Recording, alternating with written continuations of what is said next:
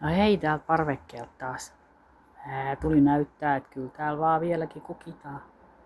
Sori, mun ääni on vähän alhaalla vielä, kun on ollut vähän pientä nuhaa. Ja äänen vei. Täällä on nyt vähän semmonen niinku ollut taas joku myrskynpoikainen. Ja värit on aika mahtavat, vaahteras varsinkin. Alkaa aueta toi maisema tosta pikkuhiljaa. Mä varmaan sama sanoi viimeksi, kun pari viikkoa sitten, kun otin tätä videoa, niin tällä tuulella on kyllä lehdetkin lähtenyt ihan mukavasti. Mut joo, tässä nyt täytyy ruveta keksiä varmaan jotain sisätiloissa olevia tarinatuokioita, kun ei täällä ulkon kauheasti enää mitään. Kauheasti paljon mitään enää oo, mut joo.